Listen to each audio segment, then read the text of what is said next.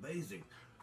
Like I said, Jermaine he's a genius. So we took a piece of 1.25" plastic PVC pipe and took well, I own a drywall company, you know that. We put in ceilings and we used 12 gauge galvanized wire to hang in my ceilings. Well, I had a bunch of scrap, so we cut a bunch of pieces about 6 inches long, drove it down in a 5-inch piece of pipe, plastic pipe, until it was so tight we had to hammer them in. And in some cases, we even threatened to grease them so they'd go in better. But we have gotten it so tight, and the reason we did a 5-inch pipe and 6-inch wire is so that we'd have a 1/2 inch sticking out both sides, and we wrapped tape around that as tight as we could get it, and then we cut the plastic pipe off, and then we proceeded to wrap it with copper. Electrical tape first. Huh? Oh, electrical tape. First. Yeah, he wrapped it with electric tape first to hold it in shape, and then we put it in my lathe and took 18 gauge enameled wire. A lot of people call it magnet wire, but I don't see any magnetism to it. Anyway, I was wondering why they did that. People call it magnet wire because they use a magnet to make electricity, but there is no magnetism in the wire. But anyway, it's enameled wire and 18 gauge, and we wrapped it, what, 6 layers? 6 layers, yeah. 6 layers, and this thing, I mean, when we fired it off, it just snatched right out of his hand, didn't it, boy? Oh, man, it's something else. But we're using it so that as the pendulum comes down, the way we've got it set up, it fires at a certain deal. And we're trying to keep everything, and Tom was pointing this out to me, too. I'm not electronic, okay? I don't understand electronics. I mean, I know the parts, I know the theories behind different things, but I don't know well enough to do anything electronically. So we're trying to do everything as mechanically as possible because most people understand mechanics. Yeah. Okay, so we're building our own switch, mechanical switch. It's not a reed switch. We've got a couple reed switches. Jermaine knows how to use them. I don't. So we're still trying to keep everything as mechanical as possible. We've come up with our own design, a switch that actually will operate the 2-stage oscillator, and we can adjust it to a fraction of an inch. We're talking like 128th of an inch before it makes contact, which is what we need. We need the pendulum to pass bottom dead center before it fires in both directions. And that was a challenge and a half, and we got one that was pretty close. But now in our heads and on paper, we've refined that one. We're getting ready, so when we get back to Texas, we're going to build that one real quick. Yeah. And I think people are going to be impressed on how well it's going to work. And how adjustable it is. Yeah, oh yes, that's what they're really going to be impressed about, is how adjustable, how finite you can adjust this thing. It's so... it's unbelievable. And yet, it's non-electronic. Anybody can do it. Well, I'm looking forward to seeing how that shows up, and we'll post the videos out here to help people get a chance to take a peek at it. Right. What's your YouTube channel there, Raymond? YouTube is RHEAD Head 100. What's yours, Jermaine? Jermaine's Experiment Lab. Yeah, go over and check out Jermaine and Raymond's, especially Jermaine. You need a whole lot more subscribers on your channel. Yes, he does. He does some fantastic work. You know what gets me about Jermaine? He does things that a lot of people do, but he put that little artistic touch in it. The boy doesn't grab something and just wrap wire around it. I mean, he is very meticulous and makes sure every layer is perfect.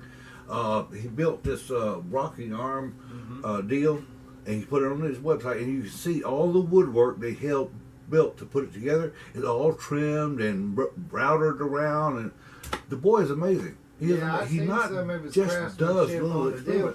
Plus, I got the picture that he drew of me from the other picture. That's pretty doggone impressive. You're one talented young man, I'll tell you. Very talented. Boy graduated when he was 16 years old from high school. He is now 17. He will turn 18 in January, and has already completed 2 years of his first college courses. Wow. I mean, in less than a year. Mechanical, electrical engineering, combination of the courses themselves, the lessons, he has completed 2 years of college in 1 year, Shaziz. I mean, the boy is an absolute genius. That's awesome. On those electromagnets, you should try it. Cut off the top of those microwave oven transformers. Uh-huh. When you pulse those with those circuits that I showed you yesterday, Right. man, you can't pull that thing loose. It's got a lot of Lot of power on power. it. It's already. So if you ever want to make you a homemade electromagnet, that's a good one right there. Just short, cut off the very top, or actually the base. It'd be the bottom that bolts to the microwave. But I thought I'd mention Jermaine it and I because you just talked- did a little experiment on the electromagnet that I had bought. It pulled 850 pounds. Holy smokes! What's the matter? Huh? Okay. I was just thought saying you said. 850 Well, you looked at the pounds. computer and said, No, I "Oh, was trying I to- thought something was wrong." I was looking Sorry. that way and that But way. I bought this Now we're doing all right. electromagnet, pulled 850 pounds, and Jermaine made that one magnet, right? Yeah. Now it was straight pull, where the one I bought was electric. I mean, it was bipull. Yeah, it wasn't an I core, Right. I-shaped core. Yeah, It's like right. a transformer. In other words, the North and South Pole were on the same end of the magnet. Yeah. So we cut the two legs off to where it was north and south on each end, right? It didn't have half the power of the one he made. Wow. Not half the power. When you cut the ends off of a bipole, I mean it reduces its power unbelievably. Drastically, Right, yeah. drastically reduces. So Mm-hmm. I'm working on trying to get. I'm gonna get one of them circuits for induction heating. I'm still wanting to build that water engine. Okay. What I'm wanting to do is get a milling machine and start making. I want to build from top to bottom my own engine. Right. If you could visualize an induction heater being around the head, where you can see where I cut off all these fins off of this thing right here. Well, that's so that you could run that induction coil around there, which whenever you fire that up, we could bring that up to about 300 degrees Fahrenheit. Right. And so you said water boils at 212 degrees At sea sea level. level. Yeah. Okay, so if I bring this cylinder up to 300 degrees Fahrenheit, then when I inject small quantities of water in using a sonic vaporizer like this right here, You know, the amazing thing is you don't need 350 degrees. Water boils at sea level, okay? Sea level, at 212 degrees. Now, at sea level, at 235 degrees, you have 20 psi, which is more than sufficient pressure yeah. to power an automobile. Well, there's a method to my Right. madness. In other words, what I'm because- trying to say is, if you build a motor out of plastic, there are many, many different plastics that are extremely durable, they're friction-free, and have a melting temperature of over 600 degrees. So you could build the entire motor out of plastic Yeah. and be the most get it. efficient motor you've ever talked about. But there's a method to my madness, because just like a diesel engine runs Right. off a compression ignition, Exactly. I want that temperature to stay up there to keep the fuel, as the fuel's coming out of a preheated tank, Right. going in through this induction coil, then Right. it will be heating it up even further. So by the time it gets to the atomizer, Right. then it breaks it down yet even further. And by the time it gets up to the sonic vaporizer, before it actually goes into the intake, it's already down in its finest molecule. You see what I'm saying? Right. So that once that hits it inside that hot cylinder, it will instantaneously superheat and flash into You steam. want the smallest molecule of water. Yeah, that's not what I'm saying. water vapor. That's the total secret. You want to put the molecule of water in there, and then you want to turn it to a water vapor, which expands. And that's another thing about steam. You're an old Navy man with steam engines, right? Yeah, we run 650 psi Right. to 1250 psi boiler. Here's the thing. It doesn't matter how little heat or how much heat you put in water. When a molecule of steam, of water, decides to become steam, it does not go, oh, I'm expanding, I'm hot. No, it goes boom. Yeah, that's It what I'm is talking like about. a stick of dynamite. It is almost instantaneous that one molecule bursts into steam and expands 1,600 times its size. So what you have is billions of little atomic explosions. Yeah. going off all at this simultaneously over and over and over again. That's where the steam engine and what you're talking about, making the cylinder hot. Okay, and what I'm talking about using the plastics is it's simple. Plastic can be the plastics that Thomas and I were talking about to build this engine out of. They're very durable. They're workable. You can cut them with a saw. You can cut them with a knife. You can cut them with a CNC milling machine.